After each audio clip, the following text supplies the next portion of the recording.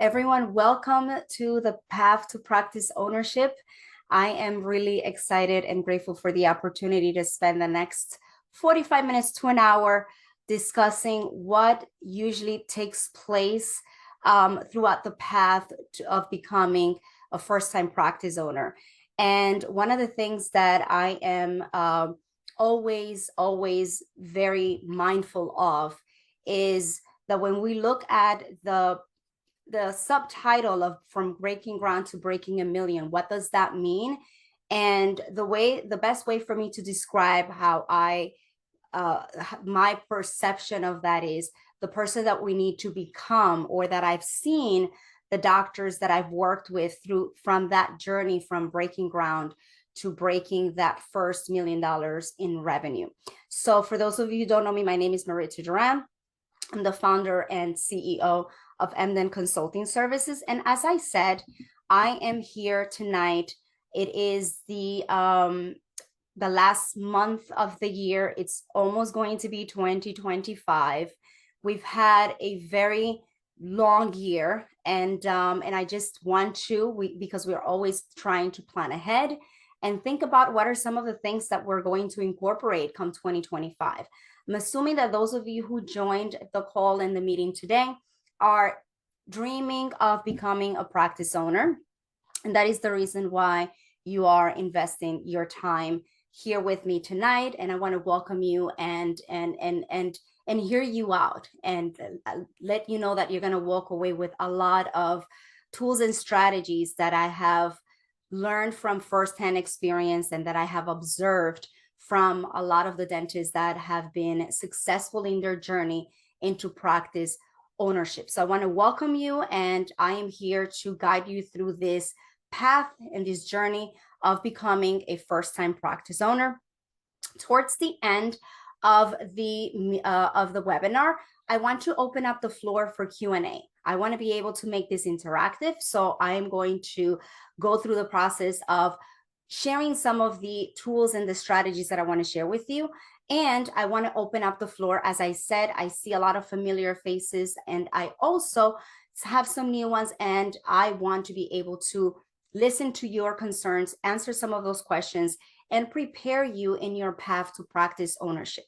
So you are here because likely you are working as an associate right now. So those of you who are working as associates right now, please let me know in the comments, what is the timeline for you to go from becoming a practice owner to where you are right now? Because most of the conversations that I have with my clients or with dentists in general are those dentists who are working as associates, going into the ins and outs of working for someone else, and they want to have autonomy and they want to be able to do certain things and be able to take control of their future. And I have great conversations all the time. So the overall agenda of what I want to share with you today comes from the 6 pillars of practice ownership success that I've developed a framework around, and I've applied, and we have processes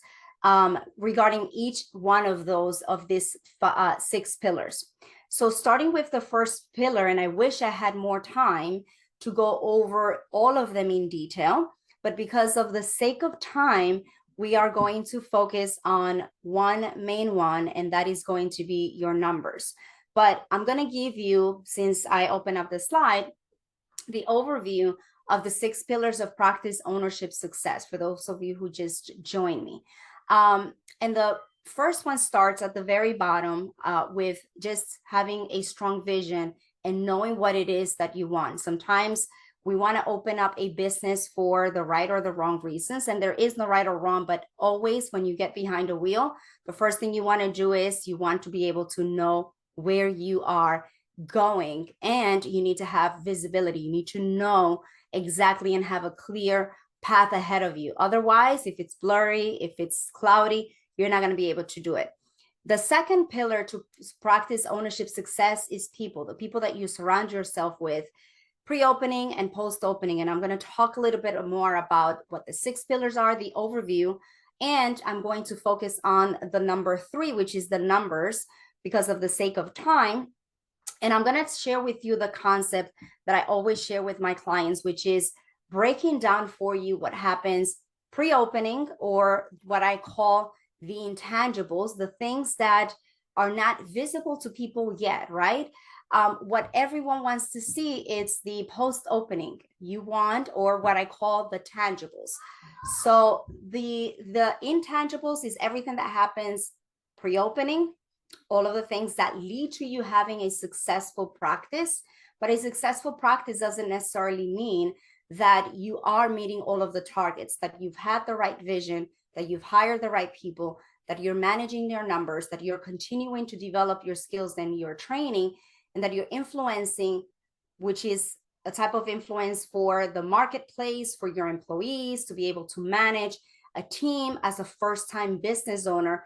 And the last and important also pillar of putting systems and developing systems along the way. So just an overarching sort of like agenda or overview of the 6 pillars is starting with the very bottom as a strong vision. The second one, surrounding yourself with the right people, the numbers, the training, the influencing the systems, and the concept of what needs to happen pre-opening, which I call the intangibles, the things that lead from your conception or thinking about starting your practice up until the time that you get the keys, and the tangibles, which usually happens post-opening.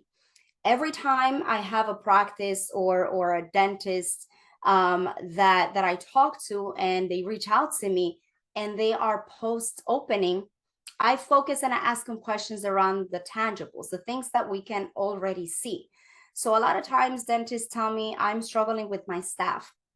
I am not having, I'm having a situation with my team. They're not a good fit for the practice, or I am just not able to break even or cover my costs. So I know that every time we have a situation happening in a practice that it's already established and running, if something is not working, it's linked back to one of these 6 pillars, right?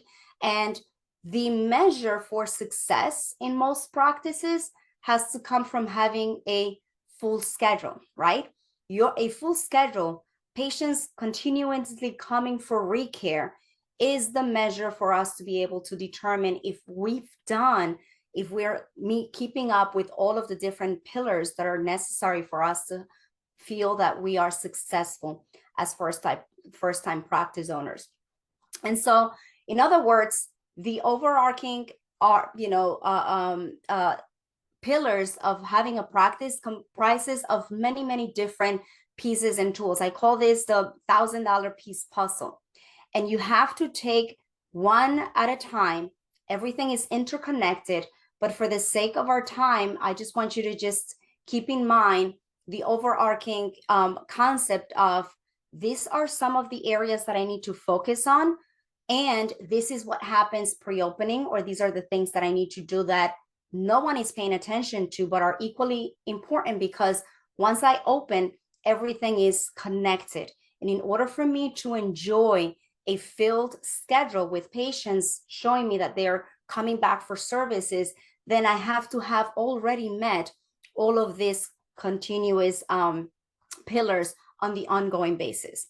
Now, for those of you who are new to my world, it's important to find out, am I the right person to talk about this? How did I get to this point? And so on and so forth. And I want to take you into what my current tangibles are as a person that it's running a business for the first time myself, similar to a lot of you that are joining me on this call tonight.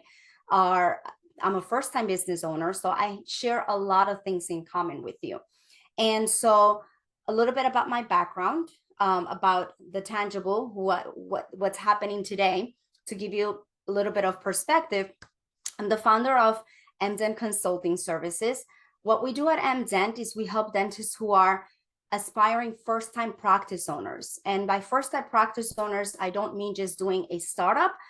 It is first-time practice ownership regardless. You could be thinking about acquiring a practice for the first time, or you could be thinking about launching a practice for the first time, right? The pillars remain the same.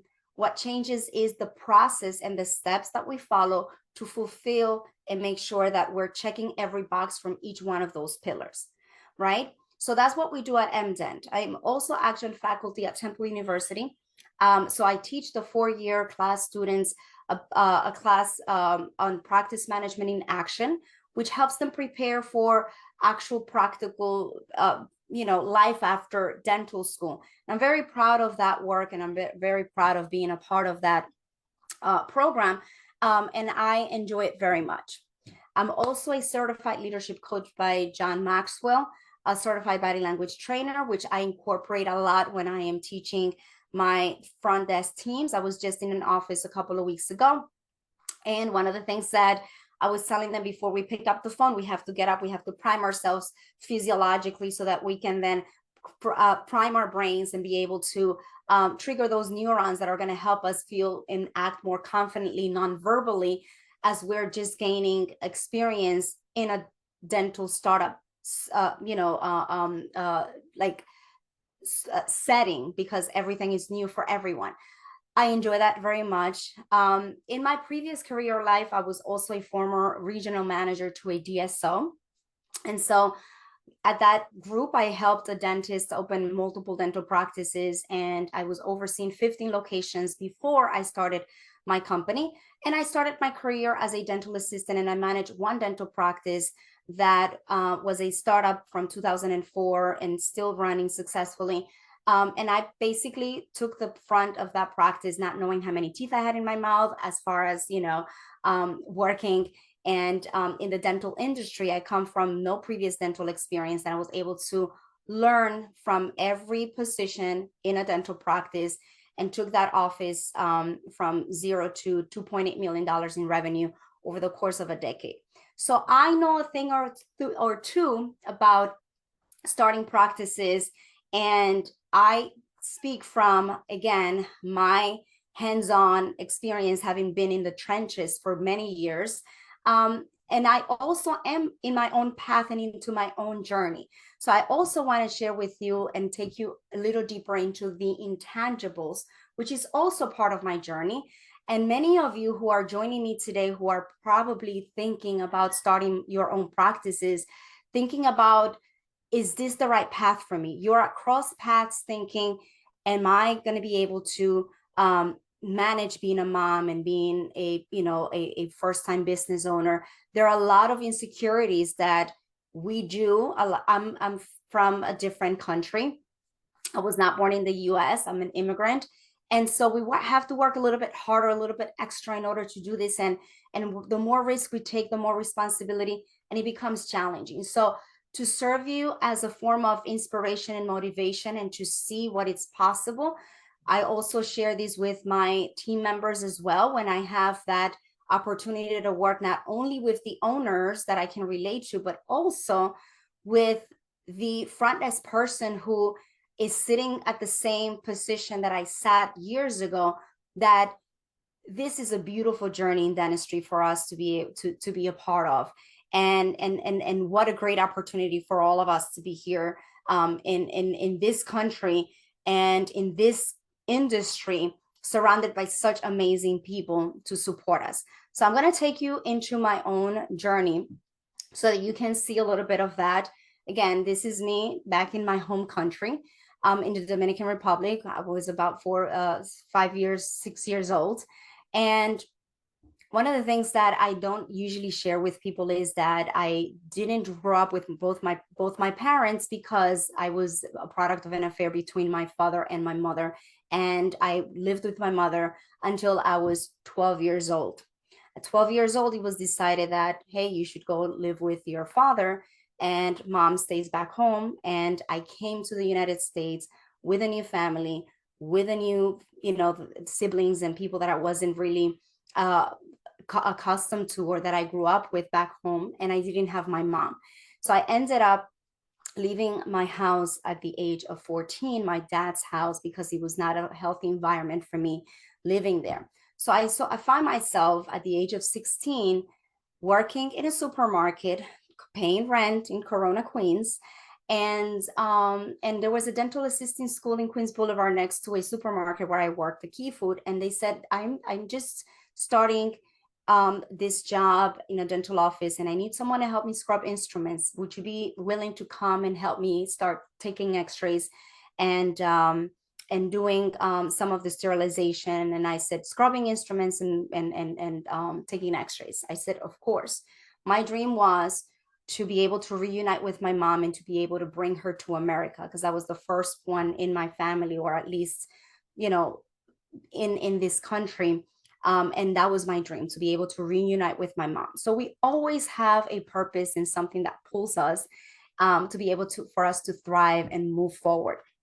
So this is where the journey started for me. As I said before, I was a, like an office manager at a dental practice that I took from zero to $2.8 million in yearly revenue, working for a pediatric dentist. And we began an expansion. Throughout this journey, I also got married, started my family with my little ones, which I'm sure you could probably hear in the background. And my apologies for that. They will hear it from me afterwards. But this is all part of life. And so my career at this point, I was able to bring my mom to the US. I was managing, overseeing 15 locations for this practice, for this group that I started working with. So everything was going great, or so we think when we are on this path and on this journey. And this is how we got here. I want to share with you the tale of two startups, how I started and how one of my very first clients started her journey into practice ownership, and use that as the basis for you to understand the do's and don'ts, because there is a third startup that I'm going to be sharing a little bit more of with you tonight, that didn't necessarily have the results that we all wished to do when we're taking on the risk of starting our first businesses. So Dr. Smith was one of the associates that worked for the locations where I worked as a regional manager. I had already done the foundation of that practice that was generating millions of dollars in revenue. And I had a team that was already running it without me. So it gave me the opportunity. They were so well trained, my team, that I was able to leave them behind and then extend my reach and go to the other locations, right? And Dr. Smith was one of these associates that worked similar to some of you here on this call, that felt that when we went through the transition of becoming a DSO, the instruments or the materials or the time that I need to spend with the patients, a lot of the control from ownership was becoming a burden to how she wanted to clinically provide. I'm sitting as the regional manager, also having to respond back to, again, I'm just a piece of the bigger puzzle. And it becomes challenging. I was experiencing a lot of the doctors leaving the practices, and one of them in particular wanting to start her own practice. She reached out to me and she said, Maritza, I'm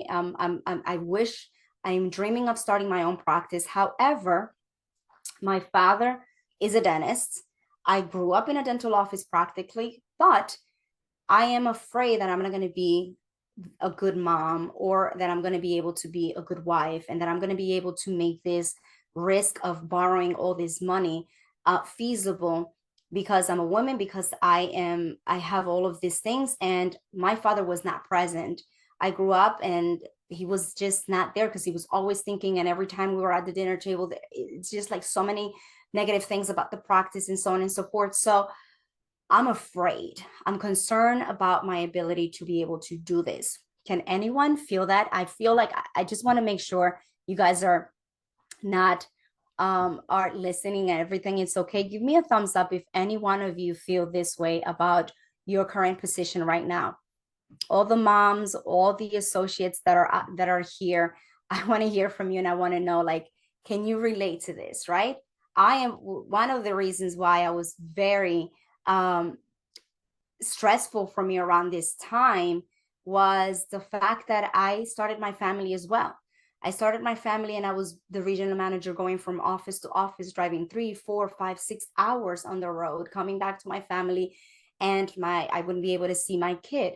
And so we reached the point where we were at crossroads thinking to ourselves, well, is this it for us, right? Dr. Smith was, a successful dental associate. She had her main office, and in addition, she was getting a good salary, a good percentage, and all of these things. But then we know that there's more, right? We know that the journey doesn't end there with just a career. A lot of times it's not about the income. It's not about, sometimes, we have other ambitions and we want to be able to treat our patients differently. We want to be able to think about our children and say, I want to be able to close some cycles of, generational changes, right? Like maybe your family comes from like doctors, but not necessarily business owners, right? And so these things, you find yourself at crossroads thinking, is this the right thing for me to do? Dr. Smith and I were both in the same thing. Once we thought we had reached a certain level of our path, we were stuck nowhere thinking, is this it? Do I stay working as an associate, building onto somebody else's dream, thinking about whether or not I'm able to do the crown the way that I want to do it, or that the patient deserves to get it done, or using the lab that I'm not comfortable with, or whatever it is for you, right? If you feel that, if you can relate to this and you feel like cross paths, trust me, I've been there myself. Dr. Smith and a lot of my clients can relate to this. We know when it's time for us to start fresh and start new. And so what I want to tell you is that starting your own business, from my personal experience and from what I've seen, all of the doctors that I've worked with, it is a big deal.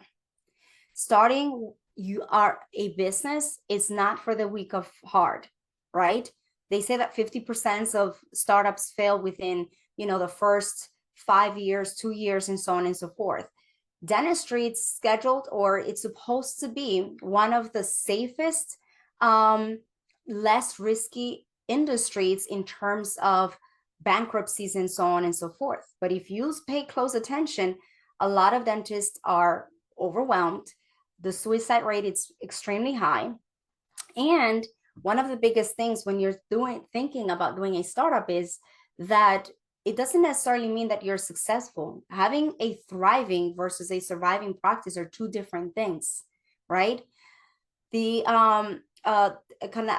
is a report that I read that said that 60% of startups struggle to break even within 2 years from opening. Okay. And that is a staggering number. I had a dentist literally reach out to me not too long ago. I looked at the guy's reviews, amazing reviews, right? The tangibles, right? Like the patients love this doctor.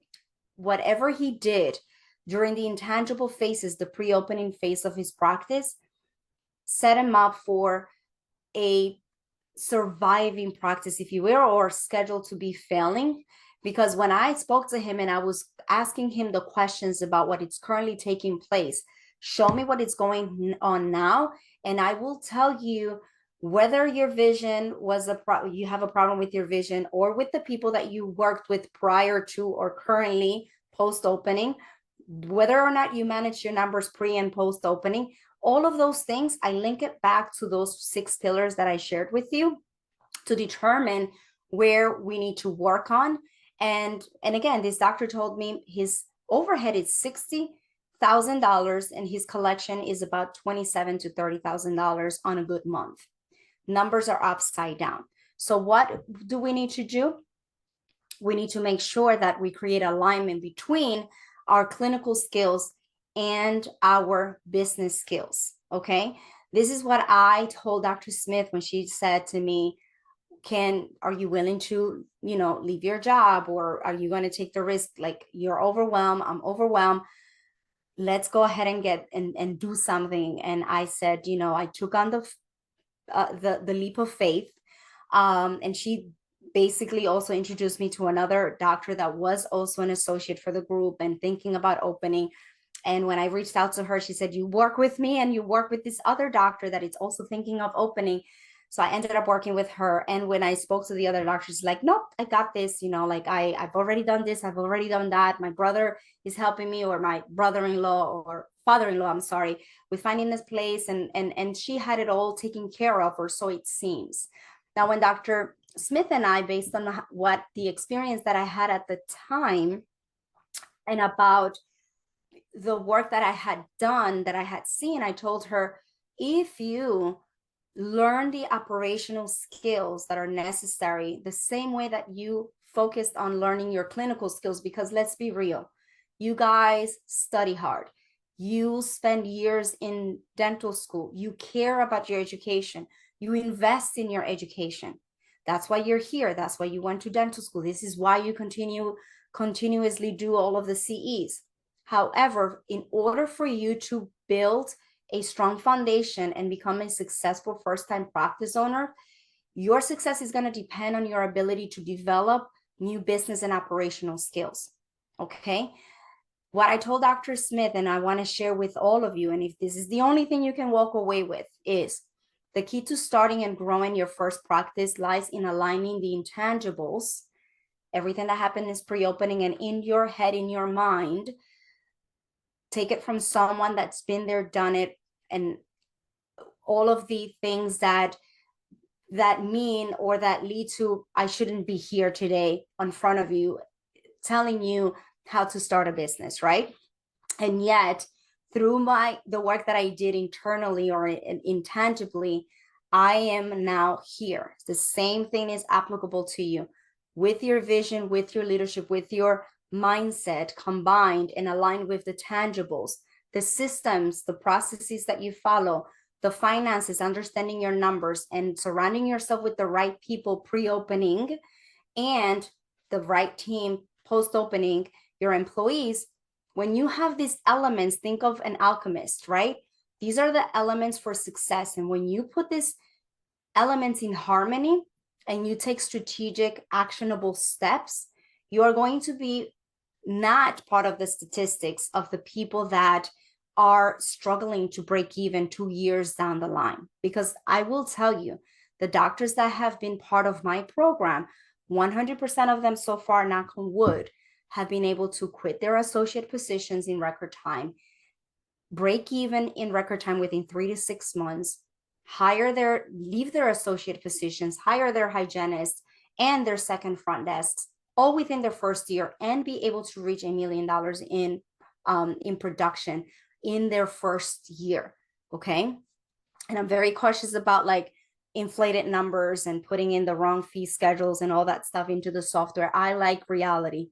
I like transparency. So this is one of those key components that I wanted to share with you, but this is not what you're here for. You want actionable steps and tools and strategies that you can implement. So let's dive in, okay? Let's basically plug in your GPS. And the first thing that I want you to do is to block out all the noise. One of the greatest things of our time, and one of the biggest issues that we have now at our disposal, it's the resources and the amount of information that we are acquiring.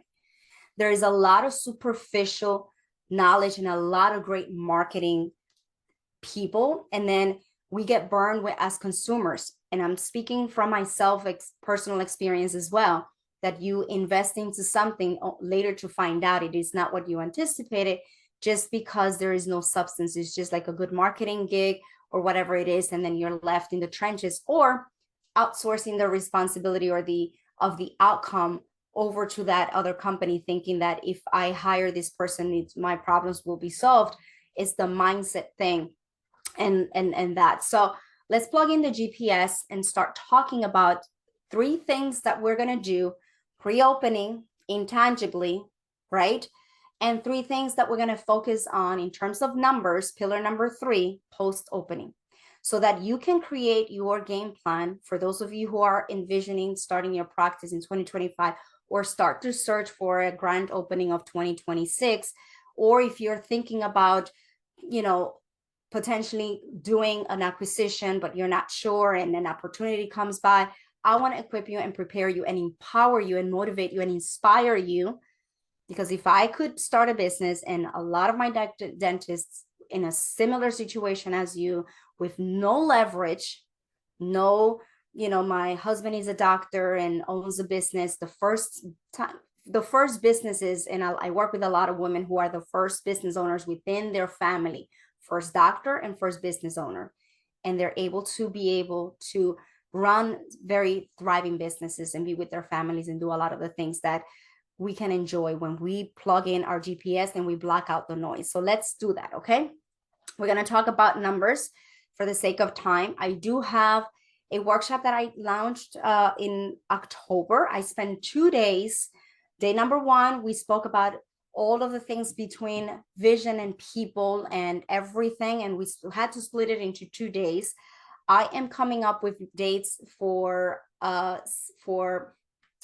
April. I'm still trying to figure out the venue, but for those of you who are interested to go in more in depth and in full to get the full immersion of the workflow of what you need to do step by step, pre-opening, and then what happens for you to go from reverse engineering that $1 million practice, then I would definitely recommend that you do that. So again, reviewing our numbers, we're going to talk about the framework and the steps that we follow internally with MDent. For our pre-opening, what happens when no one is watching? When you make the decision to start your search, to start looking into potentially working and starting your own practice, and you're thinking, what do I do? And for those of you who don't have, I'm going to have a Q&A, but this is important for you to have perspective and understanding of the things that you need to do, because I want to help protect you from making costly mistakes that are going to lead to you being in a situation where you're part of that statistics of the doctors that struggle to break even. I think that's one of the biggest concerns for first time for dentists thinking of doing a startup, is that there is no cash flow and there are no patients, and you have to spend a lot of money in order to get open with 0 patients, versus doing an acquisition that there is some cash flow. We go over this on the workshop as well, about like how to handle both scenarios and doing valuations if you're doing an acquisition, and keeping your options open, because the framework, it's different, the process, but it's the same, so to a certain degree. So we are going to plug in our GPS, and we're going to reverse engineer a roadmap, right? We're going to first start with our strategy, and we're going to reverse engineer our $1 million revenue blueprint, okay? So again, with the concept of the pre-opening and the intangibles, what do we need to do pre-opening as far as numbers? The numbers that we need to pay attention to, the 3 numbers that we need to pay attention to and plan for, are our budget, where we're going to be managing and monitoring the spending, right? Because the first thing you do when you are thinking about starting an office is how much is the same as when you decide to go out there and start looking for a home, right? You need to figure out how much house you can afford. So you need to go through a pre-approval process. And through the pre-approval process, you're going to be able to determine, okay, you are approved for $800,000. That $800,000 you then now need to manage in order for you to be able to launch your practice, right? And we're going to go over what that looks like. So we need to create a budget. That's the first step. We are going to need to negotiate everything, right? If we're going to focus and learn and manage our numbers, that means that we need to negotiate and make sure that we play the game. And I'm going to teach you some tricks here of how to negotiate for the equipment, with the vendors, with the contractors, and most importantly, because we have a twofold, remember, we have the pre-opening and the post-opening, but the decisions that you make during the intangible phase, which is the pre-opening, leads to how well-functioning or well-oiled machine your practice is going to be post-opening. Is this making sense? Do you guys are learning something? Let me know in the comments if I'm going too fast, if I'm going at a good pace.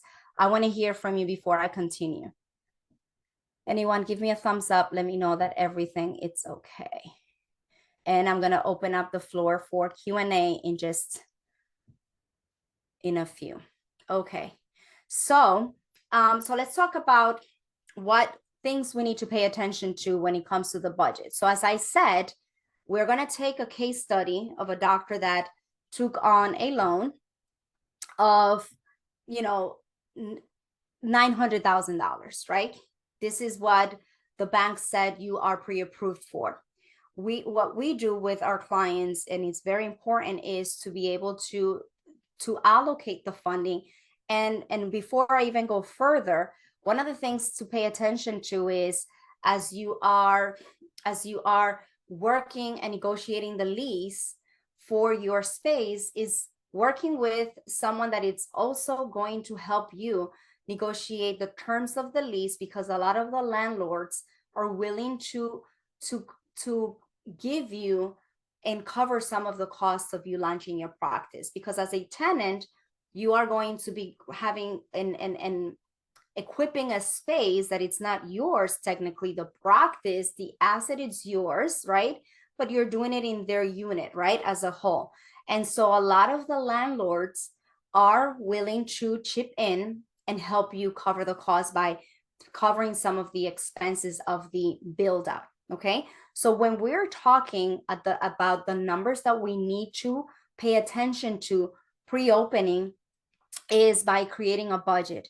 If the bank, and you have to go through different lenders to be able to compare the terms and all of the things that are important for you to maintain the, for you to get the lending. But at the same time, they give you allocations. About 50% typically goes to the build out, and then about, the other 30% goes towards the equipment, and the rest of them goes towards the disposable, and the remaining they give you an X amount for working capital. The mistake I see a lot of dentists do is that they overspend throughout the build out, and it's because they don't understand a lot of the contingencies, a lot of the markups, a lot of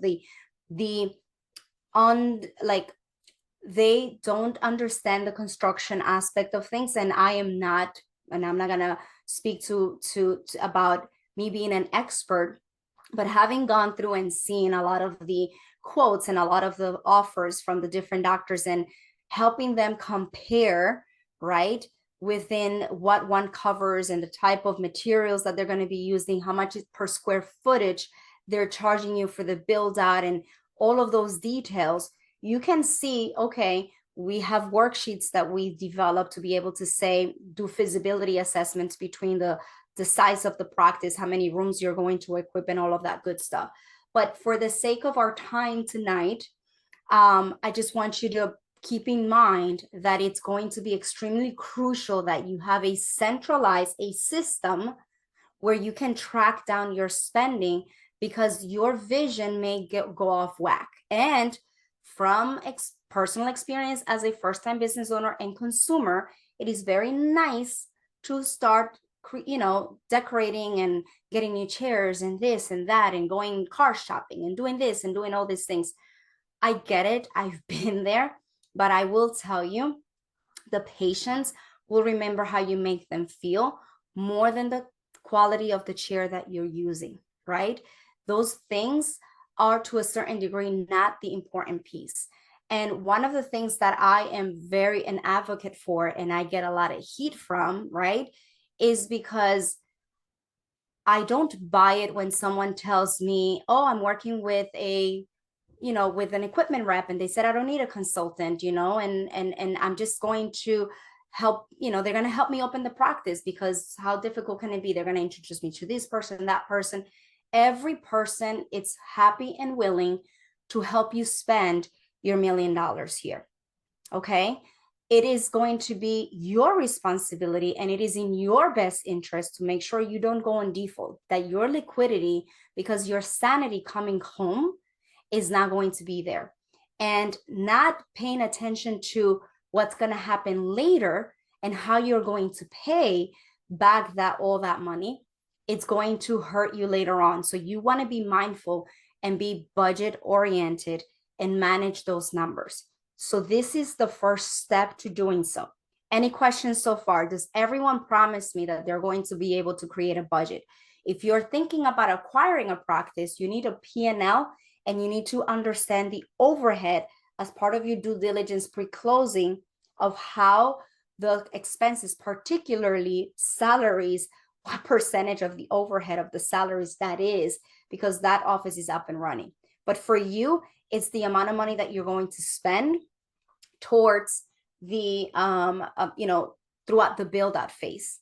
Okay, so this is one tool that I highly recommend that you use, and these are some of the things. When I get to the point, oh, here's another thing about equipment, never tell a person, and they speak, everyone talks and everyone knows, you determine your actual budget. Just because the bank tells you the breakdown is we're going to do 500,000 for the build out and then 300,000 for the equipment rep. If you speak to a rep or an equipment rep and you tell them my budget is 300,000, that's what the bank tell me that I can borrow. 9 out of 10 times what they'll do is they'll start your quote at over the 300,000 and bring it down to that amount just to meet your budget, to make you feel better. If someone tells you, I'm going to help you open your practice, you don't need a consultant for the post opening or the intangibles, because you just need to be connected to certain people. But I am the only equipment person that you can deal with. Run, because you're going to overspend throughout the build out. Because here's another dirty trick. There's a lot of kickbacks and incentives that happen behind the scenes that a lot of times, and not to say that everyone's participate, but some people are more driven by that because they benefit more from the build out or you building the house. And that's not where the return on investment is for you. How you set up the operations and the development of your business, the practice, or what I call the home, is where the return on investment is. I help our clients manage this aspect of it, save and reduce costs as much as possible so that they can leverage and position themselves to be successful on the operational side of things, okay? In perpetuity, right? Because this is just spending the money, which is the fun part. Second step, we want to be able to get different quotes. I was just talking about equipment. If you're working and you have to exclusively work with one equipment rep, they're just going to maximize your allocations from the bank. And that is not in your best interest. There are a lot of different equipment and materials and models and things. It's the same as when you go and buy a car, you can buy yourself, like a Volvo, which is my dream, like safe car for my family, but a Mazda does the job, and so on and so forth. So overspending throughout the build out, it's not in your best interest. To the best of your ability, maintain a solid, cold head on your shoulder, and you are the one that they are working for. I had a dentist once tell me, Maritza, I have a really good relationship with my rep at my associate position. And he really just feels that, that it's a done deal, that I'm going to be working with him and I want to work with him. But I see that, this company can give me a better quote and so on and so forth. And I said, well, here's the deal, Dr. Shannon. We're going to have a meeting. I'm going to be the bad cop and say that I want to work with you, but unless you're able to match and meet our budget, we're going to have to split and buy certain things by different companies, right? I also have dentists that reach out to me and say, well, they did the floor plan. And so if I don't do the floor plan, then they charge me for it. Like the quote for the equipment, it's like this much. And from another company, they would just basically get it a lot, like $30,000 less. Do you think that $5,000 to just, because they did the floor plan with you, it's worth paying an extra $25,000? Paying attention to these things and getting more than one quote is extremely important, and having tools available to be able to do side-by-side comparisons. And this is what I do with my clients. I say, here is the quote from this company for the same apples to apples, because, we have to compare apples to apples. Let's go back and forth until we determine our budget, thinking about how much we're going to be allocating throughout the project. And we negotiate the cost of the equipment and the contractors as well. So getting bids from the different vendors pre-opening. Also very important is optimizing beforehand how you're going to get paid. If you already know the square footage of your practice, the rent of your practice, the loan that you're signing up for, it is going to be extremely important that you optimize and you're setting up your office and opening up a practice where it is relatively how you're going to get paid for the services that you're going to be providing to the community that are in alignment, if not better. And so your job is to maintain that and make sure that you're optimizing how you are going to be compensated. And so 9 out of 10 times, unless you have a very unique service that you specialize in, you have to come into a practice or a community that can afford, and the disposable income of every area is different. And that's something, some of the market research, the competitive research that you do pre-selection of your site. But the market research gives you the picture of the type of business model that you need to incorporate, right? And equally important is for you to be able to understand, if I am going to be doing bread and butter and my top procedures are going to be these procedures and so on and so forth, optimizing your reimbursement, your membership programs, your new patient specials, your insurance reimbursement is going to be key in order for you to be able to not become part of the statistics of that dentist who told me, you know, their overhead is $60,000 and his collection is 20-30, right?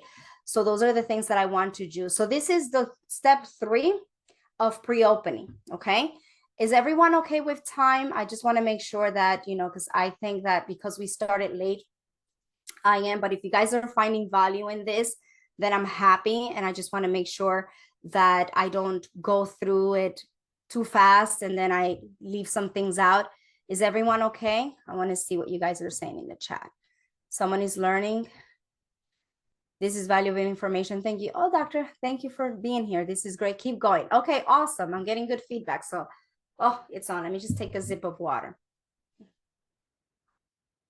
So again, we have our GPS, we have a compass. We need to know where we're going.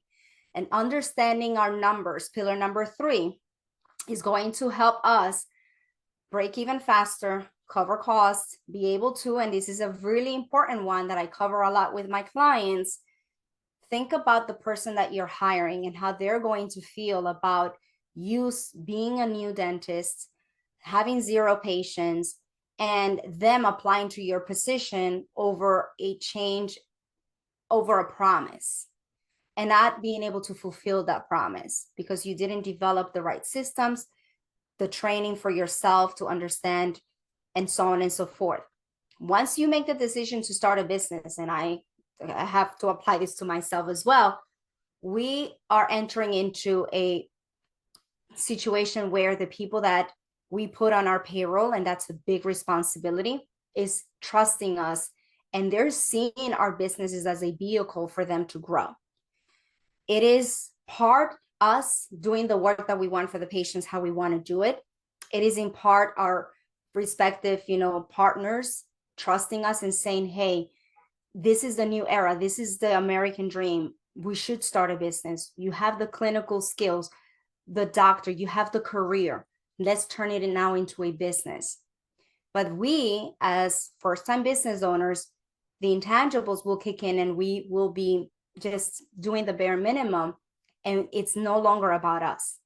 It's about the people that are entrusting us and that it's giving us the opportunity to serve them. And that comes with a big responsibility. And I am no one's cheerleader. So let's talk about understanding your numbers post-opening. And this is the biggest thing. When I tell doctors and I ask dentists, what's your break-even point? Like they're 3 months into their practices or what have you. And they're like, I don't know. Why not? You had the whole time from the time that you were doing demographic research, you did the market research. From there, you moved on to selecting a site, negotiating the rent for that space, the loan amount. You know all this information, right? You know what your expenses are. You've interviewed, and throughout the build out process, right, you manage your budget, your startup budget, And you started to develop your operational expenses that then become your overhead. So how can you not have that all in a system, centralized place? And it hurts me to the core. That's another red flag when I have conversations with doctors. And this is why I give you so much credit for being here today, because I know that you're not going to be part of the statistics. Just by you being here tonight, where you could have been anywhere else and you're choosing to be with us and learning, this is the sign that you are really invested into your future. And so your break-even point is very simple. How much money it takes for you to keep your business running, whether you see 10 patients or 100 patients or 0 patients, right? You have operational expenses, and you need to know what that number is to the T, so that you can determine how many patients you need to see in order to cover that based on the services that you enjoy doing and that you want to serve the community for, and also for the services and for the compensation that you have already done your due diligence and determine and optimize throughout the process of the build out, because everything takes time depending on your business model and with insurances. So post opening, these are the 3 numbers that I want you to master.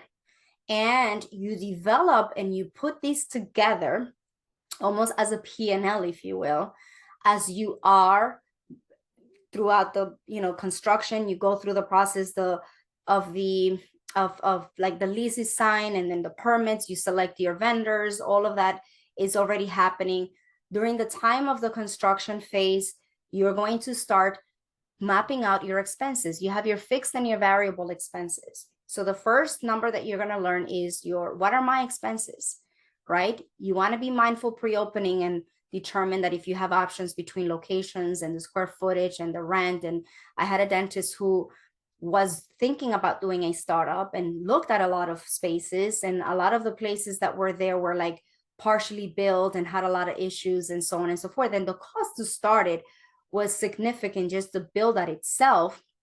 And so now we finished doing evaluation of the practice where she's currently working as an associate. She knows the tangibles and the intangibles and all the skeletons in the closets, because she's working at that office as an associate.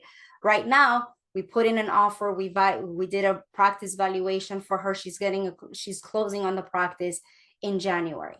A lot of other issues to address, but we already know the expenses. And so different topic for a different night, but the expenses begin with your fixed expenses, your lease, your triple net, which is like the cost of the management depending on the space that you're selecting, the site, and some of the variable expenses, which are then your supplies and the marketing and things that fluctuate over time, right? So you need to understand, what are my expenses? The second thing you're going to do is, well, I'm going to need to hold my associate position still for some time, and I'm only going to be able to be in my practice this many hours a month. So the way that you calculate that is, you take the number of the monthly, like the monthly expenses, you divide it by the number of hours that you're going to be open for the month, and that gives you, remember that 279 average production for the 3 main services. You're going to determine what your hourly overhead is. Okay, how much does it cost you per hour to keep your doors open? So when you bring in your first employee, your front desk person, and she's browsing or not helping you with the marketing or what have you, it is an expense that you need to make sure that you're productive. And when you schedule your patients, that you are not putting yourself in accepting, like if your compensation, it's not leveled with your hourly overhead, we have a situation. Okay, so that is something that, this is why everything is so interconnected. And the third number to know prior to opening, or keeping in mind, because it's your first goal to be able to reverse engineer and be profitable and predictably know when you're going to be leading to your $1 million practice, is your break-even number, the number of patients needed for you to cover the monthly expenses based on the average production per patient, which is then through the services that you are looking to provide. Does that make sense? Okay. So these, you promised me these, you are going to understand these and have these ready before you open. Everyone, is that a promise? Okay. So again, the goal for tonight was for us to reverse engineer a roadmap to $1 million practice. And as you could appreciate, it has nothing to do with the money. It has to be more with who you need to become and what you need to do as a first-time business owner to be able to get to that level. What is going to be required of you to be able to get to that point. Okay, so I'm just going to briefly go over a template, and this is actually the original one that I created for two partners in Queens that reached out to me for insurance contracting, which is a service that I still do for my clients, but in the past I used to just do it as a standalone anyways. So this is the actual template that I created for an office that reached out to me, and I helped them with their insurance contract. And later on, they reached out to me a year later saying, Maritza, can you train me at the front desk?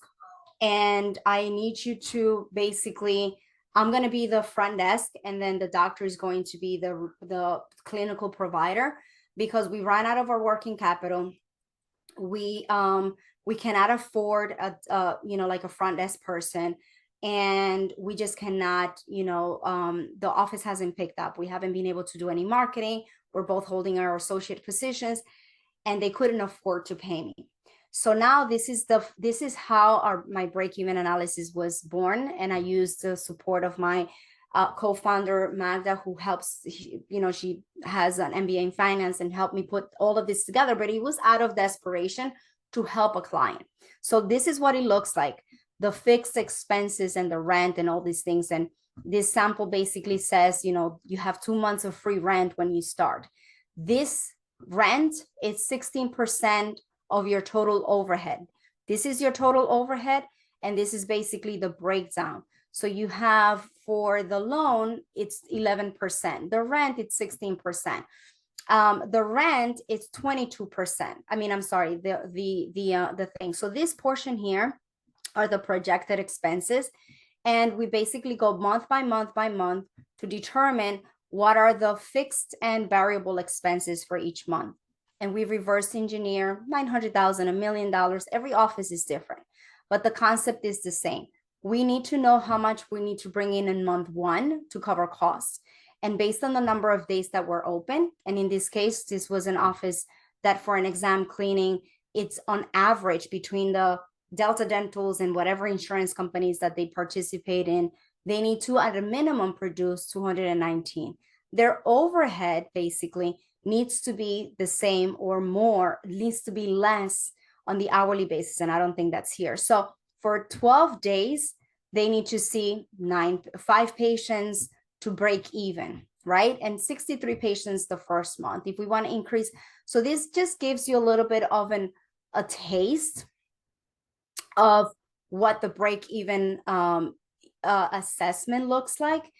And we customize it. It's very we customize it for each and every one of our clients based on the negotiated fees, based on their expenses. When we're shopping around for the dental assistants and the hours and and what they're asking for, we plug it in to see how that's going to affect, the bottom line, and so on and so forth. So it's a very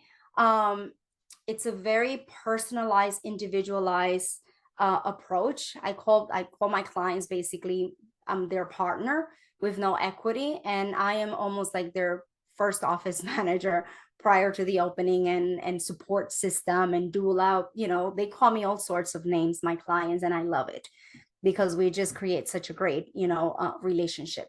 So this is basically an overview of what we just went over. For the first thing, we went over the importance and how to create a budget, and the importance of centralizing, managing, and monitoring spending, because the money goes by fast. And there are a lot of people that want to help you spend it and optimize the budget allocations, okay? We talked about the importance of negotiating everything with the vendors, the equipment, especially the PPOs, the salaries with your employees as well as you go through this process, right? And to be fair, everything is negotiable. You think and we feel that we have to come in, and I told my client's agent when I spoke to them, when we scheduled a meeting, remember I said one of my clients was like, felt morally like embarrassed to just tell her rep as an associate, her Patterson rep. And I said, listen, when we had the meeting with the guy, I said, how many accounts do you see in a year? Right? Plenty in your portfolio. This is her one and first and only practice. So you would understand that it's, if you care, and he did, you would understand that she's just another account in your books, but this is her biggest practice. And so you're going to work with us to make sure that we meet some of these targets. And everyone is willing to work with you. They want your business. You have the leverage.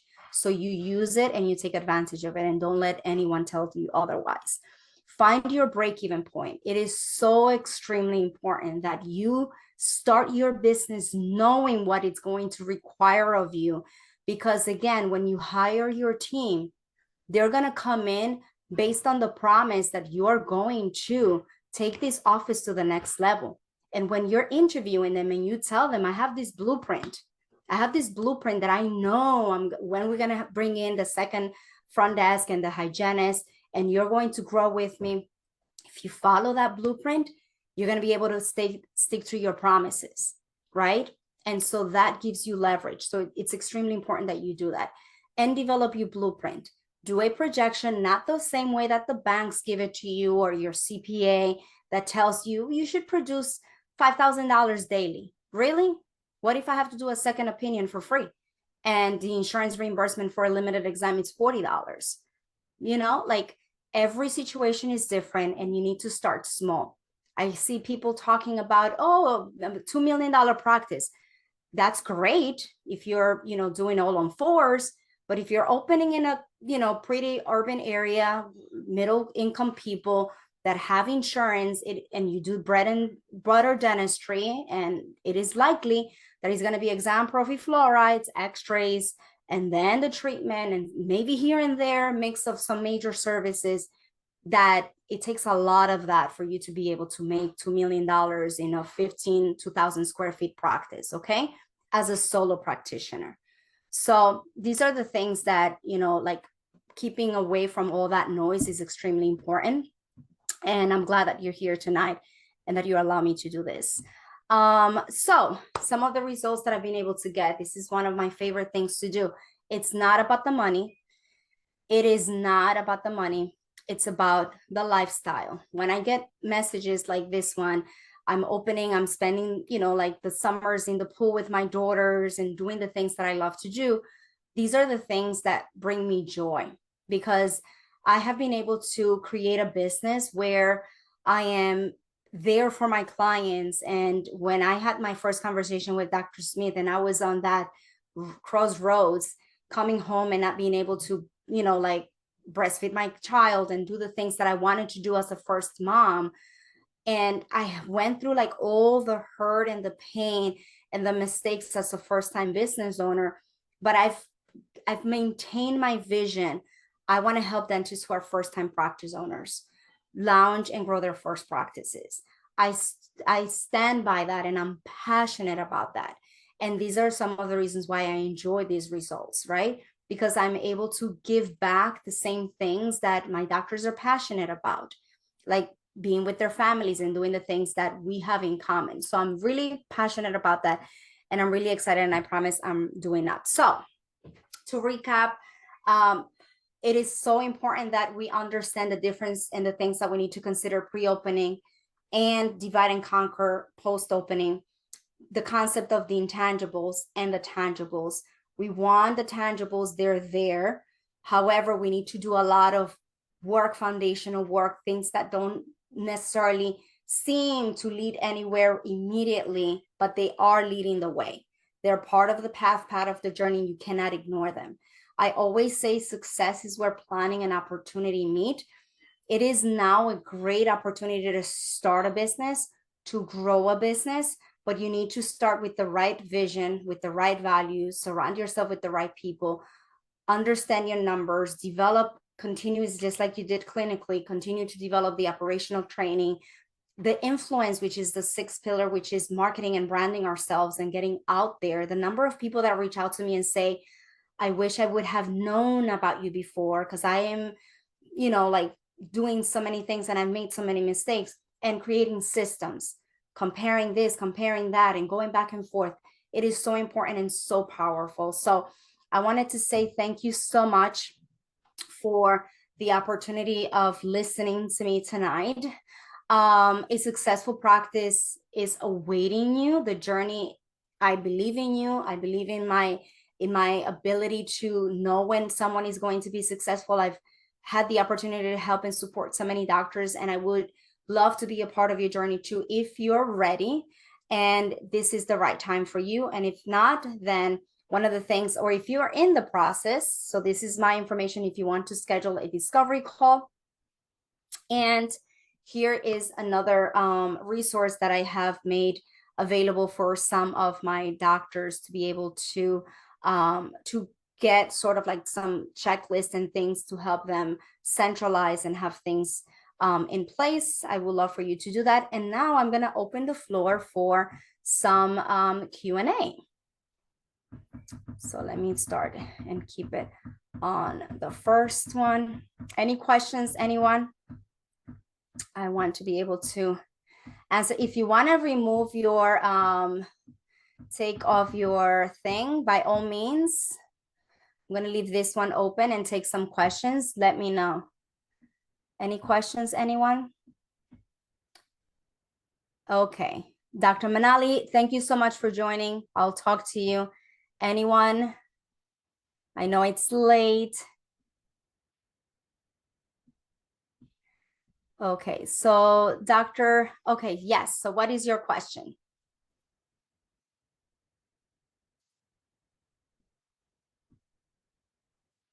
You can unmute yourself and ask it if you like, whatever it's easiest for you. Hi, can you hear me? Yes, I can. Oh, thank you so much for the wonderful presentation. Maritza, right? That's how you say your Yes, name? yes. Maritza. Yeah, it was wonderful. I was in and out. I was working on something, but one of my team members attended your presentation in Greater New York Dental Meeting, Okay. and I was attending something else, I guess. But I think you have kind of nailed most of the things that are almost all of my concerns, I guess, in my practice. So yeah, I would love to talk to you. I think Isa Rena Acosta, my manager, has already spoken to you. I think a couple of days before. I wish I knew this information before when I started 5 years ago. So I've been with my own practice for 5 years now, and it's taken a lot to come to a point where we are now, but still looks like we are not doing what we need to do. And having a structure might help, but there are so many variables, with the practice, employees, and many other things, the decisions that happen with technology. And right now we're dealing with some of them with milling machines and scanners. It's good. I look forward to talk to you. I would love to talk to you in person, I guess. I mean, it's a one-to-one call with my manager, I guess, and we can talk more. But my question here was, so when you buy a practice, and that's what I struggled with 5 years back, and I bought the practice right before COVID. Okay. Which is a very sad timing, but it was what it was.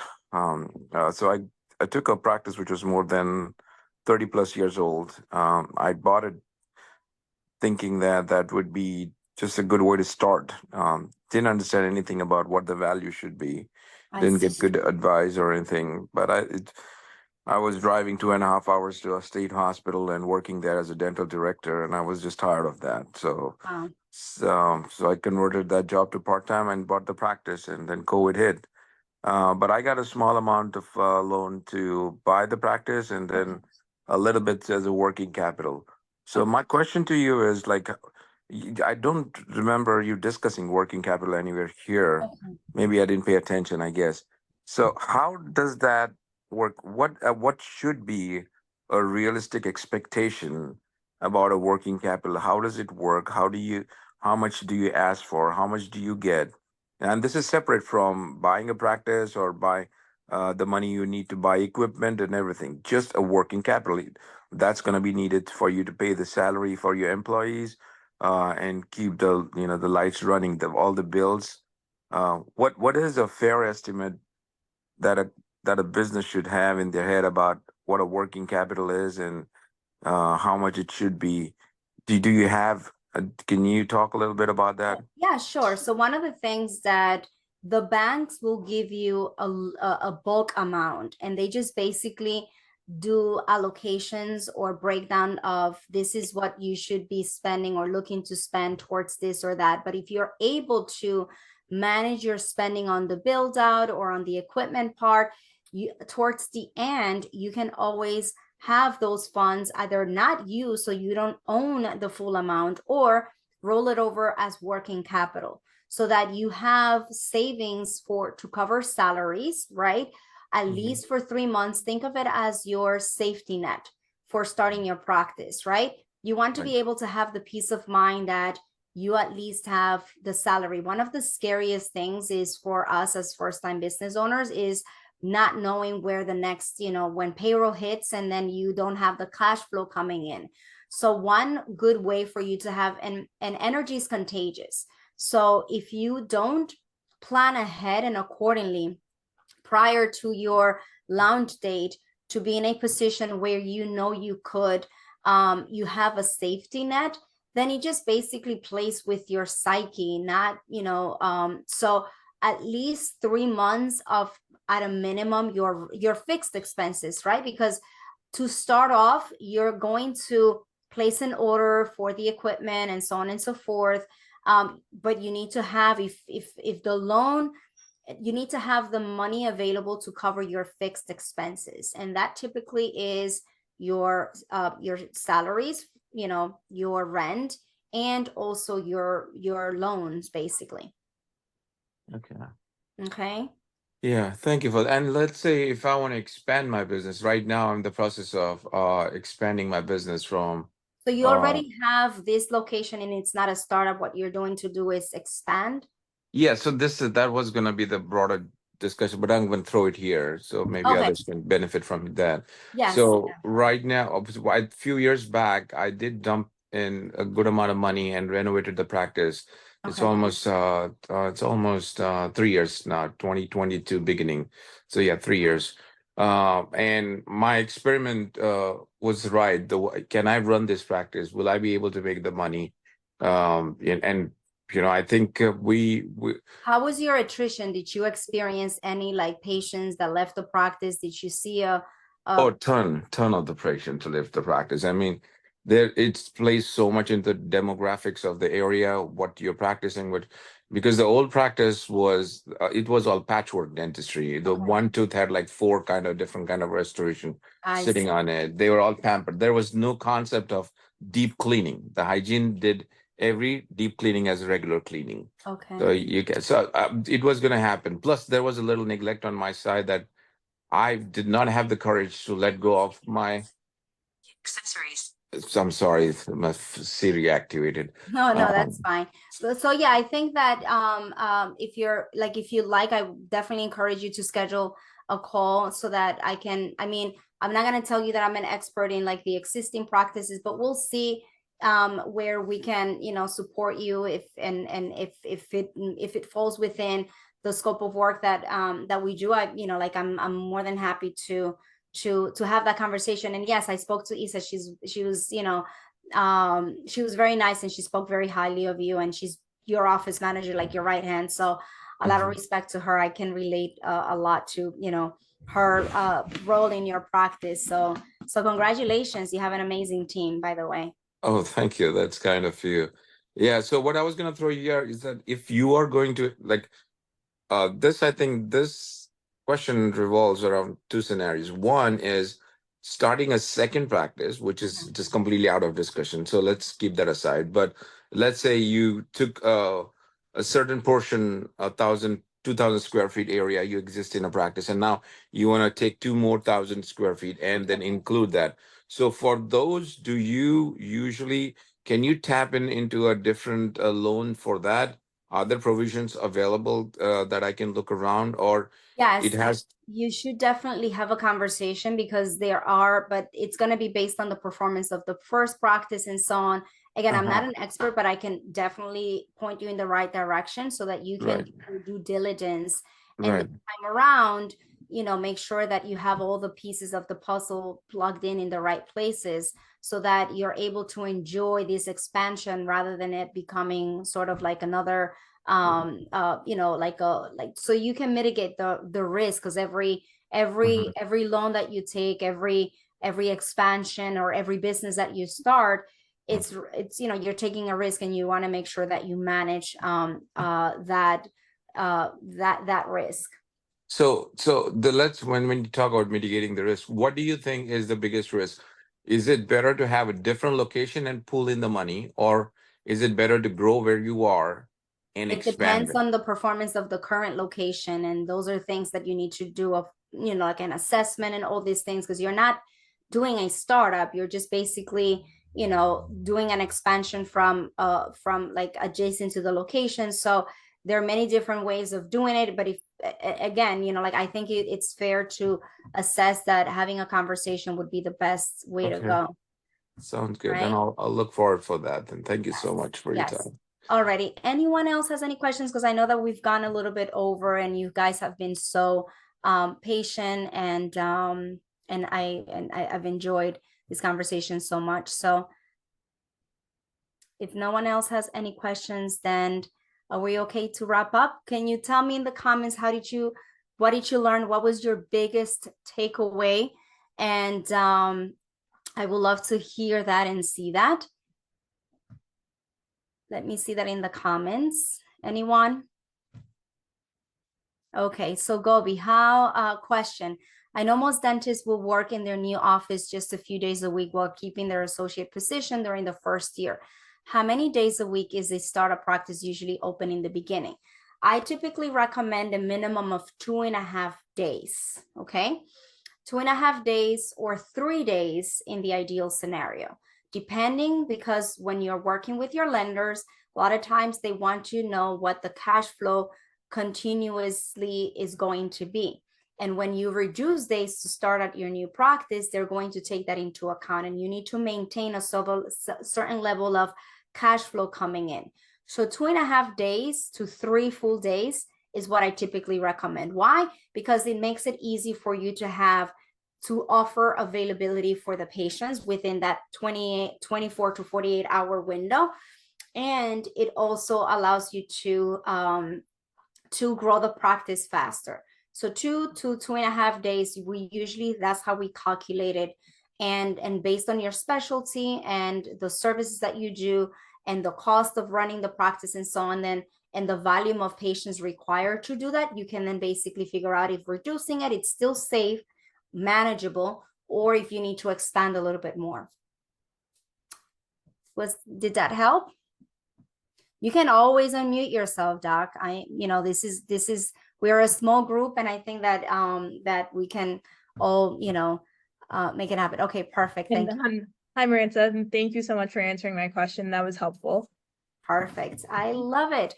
Well, and I'm going to see if no one else has any questions, then it is off to the new year and to the holidays. Let's enjoy ourselves, give ourselves a lot of grace, and for all of the achievements and the things that we've done so far, and continue to stay in a nice, empowering community that it's supportive, and where you know that you're going to lean on, right? Like, you don't have to do this alone. You don't need to feel concerned or afraid. The path is there, the systems are there, the results are there, that you can just plug in and play to make your own journey to practice ownership successful for you. So thank you for showing up tonight, for spending this time with me. And I look forward to sending church happy holidays, Merry Christmas, whatever holidays you celebrate, and have an amazing end of the year, all of you.